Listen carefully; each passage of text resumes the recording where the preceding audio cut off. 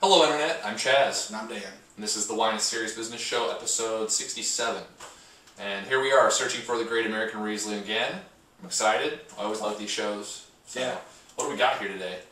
We got 3 Rieslings from Oregon again, so for those of you giving us a hard time but not getting outside of the box, you can continue doing that. We'll get it in New York eventually.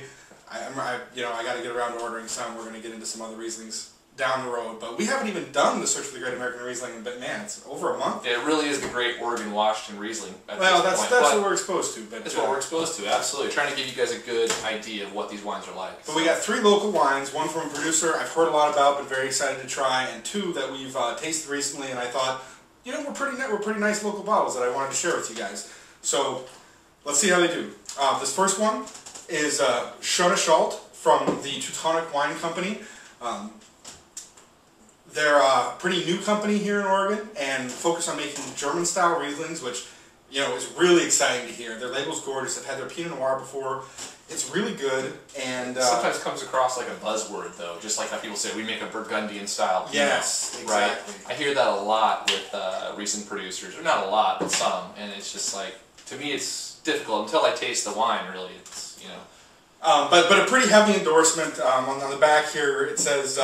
Ewald Mosler likes this. He's an awesome importer and distributor here in the Portland area who grew up in the Mosel Valley in Germany. So for imports amazing wines. Yeah. I respect his palate. And if he likes this, that's pretty big credibility. Yeah, high praise from somebody that's really experienced. So I'm definitely excited to give it a try. And I know that you guys are fans of the show too. So thanks, Olga and Barnaby, for watching. Smells nice. I love Riesling. Yeah. And this is definitely one of those noses where you smell it and you sort of get a little bit of a grin on your face right off the bat. You get like honeysuckle. It's not like this thick, rich, bee honey. It's just like a little hint of something sweet. The minerality is showing through for sure. I like some green apple, but it's a delicate nose. Yeah, a very delicate nose. It's almost hard for me to pick out individual flavors because they all seem to be so together, like packed in together. Yeah, there's something floral. There's something sort of green, apple-y about it. Yeah, that's a little bit of sweetness. It smells good.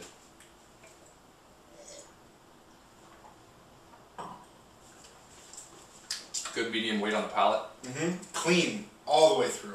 Oh, yeah, this is nice. The green apple component comes on pretty strong initially, sort of resolving to some sort of like green melon in the finish, and really balanced sweet fruit to like sour fruit thing going on as the acidity sort of comes in the finish and just sort of wraps the tongue up. The acidity on this is awesome. Yeah, the flavors, and much like the nose, there's kind of a delicacy to this. It's not going to knock your socks off with like powerful flavors or really ripping acidity across the palate. Everything's really well integrated already, super clean from beginning to end. And I really want to highlight this. There's no heat perceptible on this at all, like super clean. And a lot of local Rieslings, you get like just this faint bit of bitterness, and sometimes it's even kind of pleasant, but like lime peel or lemon peel on the back of the palate, and there's none of that going on. This is perfectly clean. Early on, you get that green fruit. He nailed it with that green melon. That wasn't really in my mind, but a little bit of that on the back end is really there. And the acidity is still in my mouth, even after I tasted the last time. Like 20 seconds later, still there, residing on the sides of my tongue and my cheeks. It's delicious. Very good, and 90 points for me. Really solid, yeah. Easily. Things linger, right? 90 points. Yeah, I'm getting a little bit of Asian pear going on there too. It's not complex, right? But this is an undoubtedly well-crafted, delicious wine with just perfect balance from beginning to end. Awesome. They nailed it. I totally look forward to future vintages and other wines from this producer. This is great stuff. 90 points for me too. You purchased this. How much was this? I don't remember. It's been waiting around for a while. I want to say sub 20, but killer at sub 20. Riesling smashing it at that price. Yeah, and even at like $22 or whatever, I'm like, yeah, totally buying this. This would kick ass with a meal. This would be really good food wine. And I know some people say that about like wines that are a little tough, to drink on their own. This could go either way. Would you use Thai food with this, or do you like the ripping acidity more for that? No. I like more sweetness for Thai curry or like whatever. So yeah, this would be kick ass with some Thai food. Awesome. So thanks for bringing more great Riesling to Oregon. Good job. Really appreciate it. Look forward to more wines in the future. On to Elk Cove. We'll let you talk about this because, you know. I've been a club member there forever. Really cool producer in Gastonia, Oregon. They tend to focus on Pinot Noir and Riesling.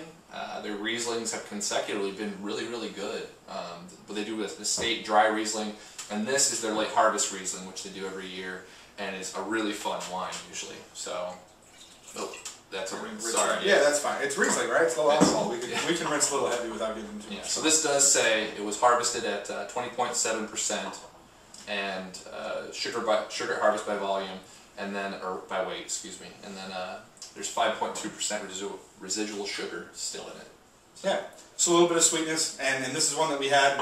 We were out at the tasting room somewhat recently, had a great time, super friendly people, and yeah, I thought this was a notable Riesling to share with you guys. So, and the sweetness is readily apparent right Very apparent, yeah. I'm getting more like cake frosting a little bit. Again, not super over the top, not like super powerful, but a little bit that like white sweetness. Whereas I think the first one would be more of a wine for wine people. I think that this is the sort of crowd pleaser Riesling. It's very easy to understand. There's a lot of sweetness coming off on the nose with really good like yellow and green apple flavors, or maybe even like red apple flavors. A whole spectrum of apple flavors, but the sweetness is so apparent and up front that I don't think anyone would not enjoy smelling this. Yeah, you know, getting a little bit of peach on the nose too. Oop. My mind tends to gravitate towards apples so well, often. Yeah, it's makes a good call. Good call. Yeah, definitely a little peach syrup in the canned peaches going on there. Just a little bit. Also, really clean across the palate. I'm really happy with this. The acidity kind of like hits in earlier and is like, I can feel it drying out on the front and the sides of my tongue a little more, which is a nice experience. Kind of balances out that acidity, or that sweetness. The sweetness, yeah. And the sweetness is more apparent here, obviously, like red apples and the peachy component that you were talking about.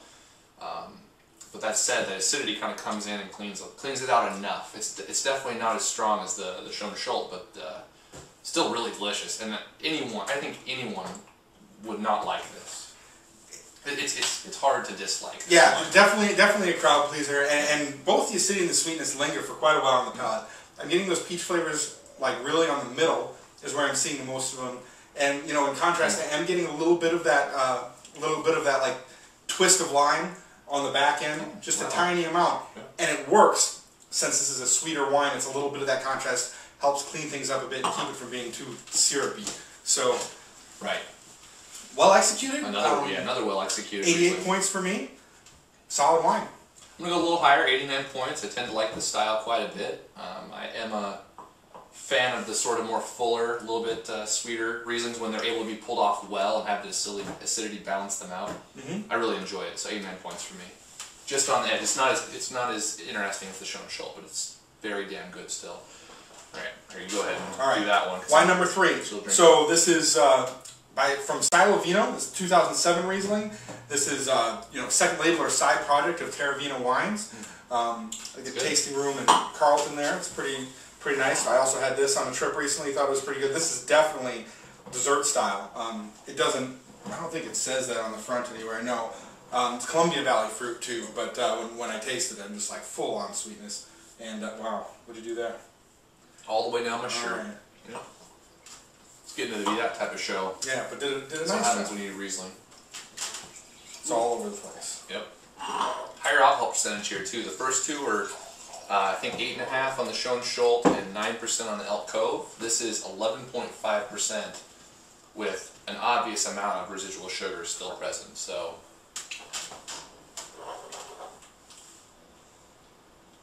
And the sweetness is definitely smells like dessert wine. Yeah, it even smells like dessert wine. It smells like something that I would expect to have, based on the rinse, I would expect to have a lot more sugar in than it actually does. I'm getting the peaches again, and like some sweet orange, kind of like some orange, like those little orange slices with the sugar on them. Yeah, like a little bit of that. As soon as you said that, I was like those. It popped. Yeah, 100% agree. This is a little candified. Yeah, totally. Maybe even a little syrupy on the nose. Just a little bit. A little bit.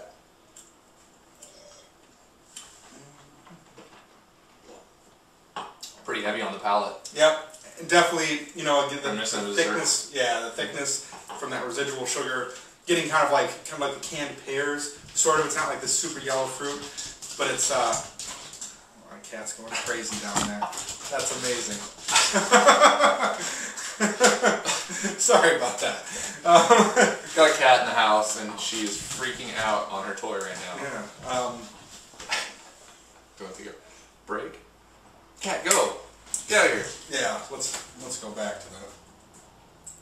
It's fine. We can leave the cat up until the point like we're like laughing about it. Okay. And like we talk about it a little bit, and then just cut it at that point. Yeah. Because now the cat's gone. And yeah. Because that's sort of funny stuff. People's peek into our lives. Yeah, really that's true. So. Crazy cats. Everybody's got a crazy cat, right? Start it right there. What do you feel about this wine? So, I'm getting, you know, in contrast to the peaches I was getting on the nose, I'm getting more like, you know, the canned pear syrup on the palate. Definitely like the sweetness, a little heavier mouthfeel to it, but like whiter fruit. It's the like the fruit cocktail sort of stuff that you had when you were a child, right? Mm-hmm. Like at school, in junior high and grade school, big time fruit cocktail sort of sweetness. But like, what's that on the finish? It turns into something like the dried, some sort of dried yellow citrus, like apricot or mango. You like maybe like the dried pineapple? I'm not getting that so much, dried but pineapple. That would be a good call, yeah. Like I'm definitely getting, you know, more like again like the orange peels, again a little bit of like the orange rind, like just a touch of something bitter, kind of thinning the sweetness out. The acidity definitely isn't as strong here. You know, leading me to believe that this fruit was a lot riper. Again, the high alcohol content, the sweetness point to that as well. And the sugar is left all over the palate, and in the cheeks and the tongue, and yeah, all around the front of my lips. Pretty sweet. Could feel it actually on the lips still. Yeah. So if you like the dessert style, I think the fruit delivers well. You know, again, it's got a clean feel to it, right? Despite being high alcohol, it's not burning you up on the palate. Well put together. Very light amount of heat. And if you like, you know, that dessert style in the Riesling, you know, which I certainly do from time to time, I think this is a nice pick. I'm going to go 87 points. In contrast to this, I don't think the fruit is quite as exciting to me, but I still like it. Well put together. Kind of good contrast in flavors between different growing regions. Nice wine. This is its own style for sure, and something that coming from the last two wines, I can't particularly get behind. Like the lack of acidity for me and the amount of sugar that's left on my lips afterwards, it's just a bit too much. I'm going to go 84 points on it. Still a well-crafted wine and good in that range, just on the edge of very good and good. Like I don't knock the winemaking style of this. It's just something that I particularly don't enjoy as much as the first two. So I think on its own, I might have scored a little higher, maybe like 86 or probably 86 points. But in contrast to these two wines, I don't think it holds a candle. So anyway, still a good show. I'm really happy with how things turned out. Yeah. And you know, I think there's a lot of people that would like this wine. Totally. No question. It is a particular style of wine. If you like people that, or if you are a person that likes a thicker dessert style sweet Riesling, you will like this, no doubt, because it is good. It's very good. Yeah. Anyway, I just wanted to say that. And not knocking it. So, yeah, so Chaz and I were talking earlier. Work's been killing me lately. I've been working like crazy. Can't hang out tonight. Enjoy the rest of these Salaried wines. employee. Yeah. So we just got to pound it out. We're you know, show up for an hour, put the show together, shoot it, get back to it. So it's just that time of year. That's how it goes. So now, even non-salary, right? You're hourly. You still get slammed every once in a while. Absolutely. You don't stay. It's snowing outside, and all of your coworkers are meetings and don't come into work. I was the only one on last week. Yeah. So he's got to do it all by himself, or hot lots, right? Yeah, no, I know all about it. You get pounded. So everyone gets pounded at work from time to time. So yeah. So that's our question of the day. No. Well, when's your busy season, right? Like, is it a seasonal thing?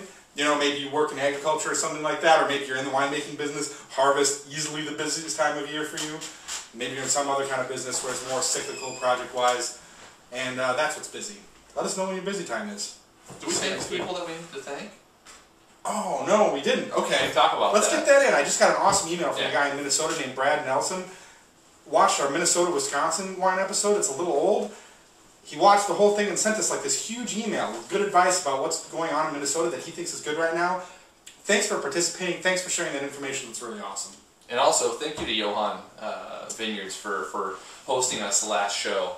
We had a really good time. Their wines are kick-ass. That skin macerated Pinot Gris was amazing, I thought. So yeah, Driscoll was good. Really good. But yeah, just thanks for hosting us, and we'll see you next time. So that's it. Bye, guys.